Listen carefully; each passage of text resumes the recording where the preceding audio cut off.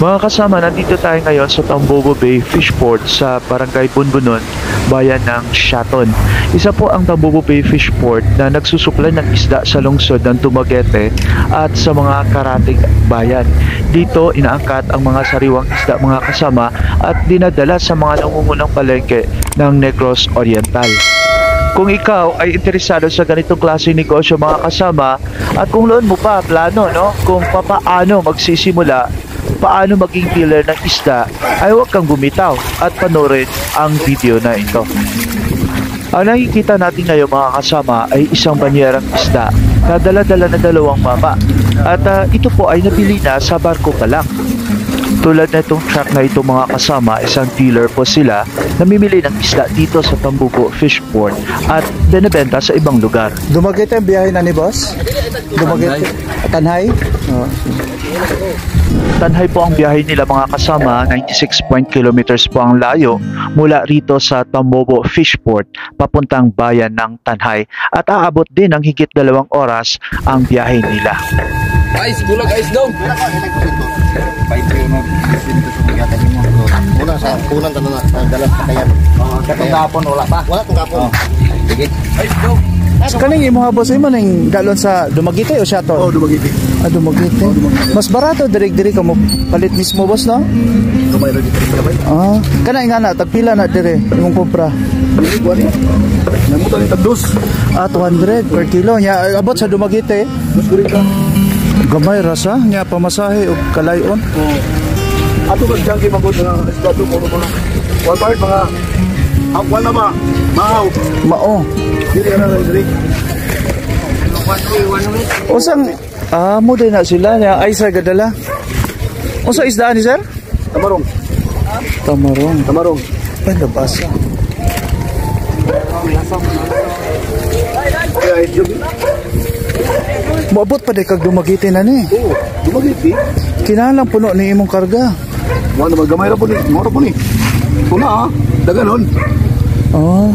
Ansa na bagsak sa Dumaguete o imo i-deliver handos-handos sa mga balay-balay? Alam mo, Dumaguete pa nimo boss? Unsa man na? Bilog. Oh, bilong-bilong. Ya pila po imo ang kumpra na diri sir? Patak na 100 na. Ya imo display dito. Oh, gamay ra pud kugo. Kahago. So adlaw-adlaw kana diri sir? Adlaw. Nay pangagat sila dire. Ya pud ang dugo. Dumaguete pud ang bagsak na ni sir?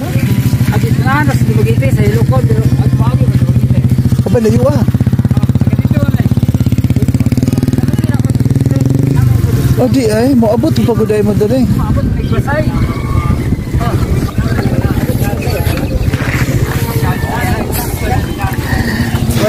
XRM man.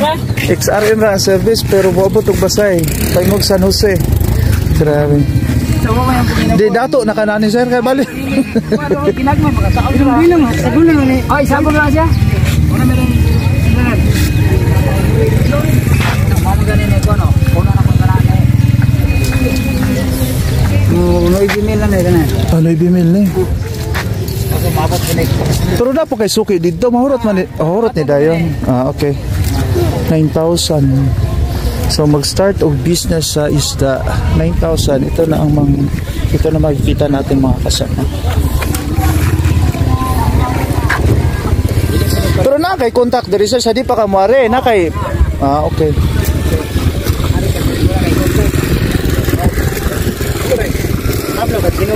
Mo gali, pwede Nami kuha kawat. Wala. biyahe pong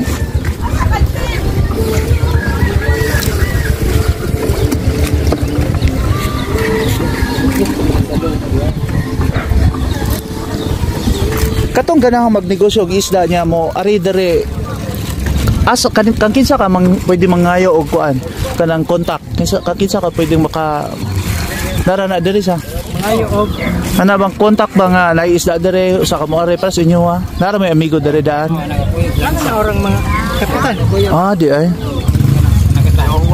Ngayon, ano ka lang ganda nila? Ah. Lawod Palanggaan, kutak ko na yan mo. So, tawag mo na. Pila ka cooler mo kwaon na. Sakto.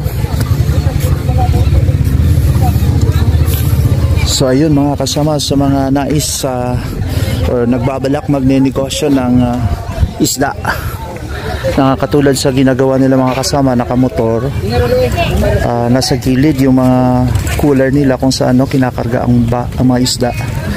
Kailangan may contact tayo dito mga kasama. Ito mga barko na to, bumabiyahe po ito ng gabi at bumabalik po ng umaga na may isda na. At kailangan may contact number tayo sa mga tauhan ng barko para sa ganun kapag may mga nakuha na sila magte-text sa atin at tayo ang komprador ay andito mag-aantay sa kanila para sariwa naman yung mabibili nating isda. Ito naman po ay ang amihang bahagi ng Barangay Bunbunan kung saan mga maliliit na bangka ang makikita natin dito. Ang kagandahan po rito mga kasama ay talagang sariwa po ang mga isda dito galing pa sa bangka at mura talaga kumpara sa mga nakaparada sa palengke. At makikita mo rin dito mga kasama ang diwa ng bayanihan. Kung may isang bangka na parating ay kusang tumutulong ang mga kapitbahay na maihaon malayo sa dagat ang bangka. Pabalik yan pagkilan Ako ni, usodan na mo na. Hindi po lahat mapalad mga kasama na may kuha, minsan iilan lang sapat pang ulam sa isang araw. Baligyan na ba? Ha? Tagpila na? Ay mo baligyan na? Baligyan na para todo. Oh, pila man na siya? 200 kilo. Ha? 200. Bago rin may nakuha. Pila ka kilo na siya? Pila lang na kilo daw ay. Sige, akong palitan. Ano ka tumaw dito? Sige. Pare Petra na mukro do. Gale. So mga kasama, bagong huli isda, bibili natin yon. Tulad nito, yan lang ang kuha niya, binebenta niya, pambili ng kurodo. So, di lahat. Kung palaot ay may dala, timingan din. Sana yon.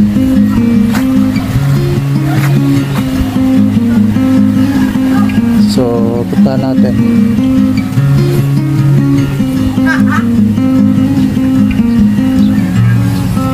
Sana naman tong isda.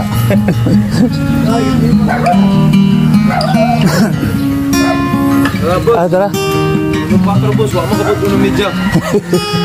Pila man eh. Ayan. So, pila na siya. Nag-vlog ba ka? Oh. So, paano siya tanan? Tag 2 kilo, 2 media. 300? Nag-vlog ba ka? So babayaran natin si Bossing. Ay, plastic. Plastic. Yeah. So sariwang sariwa. Ayan mga kasama. Ayan. O sa isdaan siya ba eh? Adngan. Hagnan? Adngan. Ha? Adngan. Adngan. Adngan. Lain mambutong ilason. Kurang nilason sa? Mura niya. May plastic yan. Dalon pa nagdumagiti ba? Dalon pa rin. Plastic doon. So, 1 kalating kilo mga kasama, adhan daw na isda. Parang bangus, ay parang hinalason din. Hinalason. Ako ba nisa siya hinalason? Masog na idubli kayo mo, lapos niya. Di kaabot sa tungaan. So, ayan. So, maghahanap pa ho tayo rito ng mabibilhan. Kasi talagang sariwa ho rito. Mahal talagang isda ngayon. Pero sulit naman mga kasama, sobrang sariwa. Ayan, napakaganda rito. Sa mga nais pumunta dito, itong kinakatayuan ko ngayon upang makabili ng isda. Bukod sa mga paiilang mangingisda tulad kay Romneck na binila natin kanina, doon sa dinadaanan natin kanina sa may bandang gitna, may mga banye-banyerang isda din doon.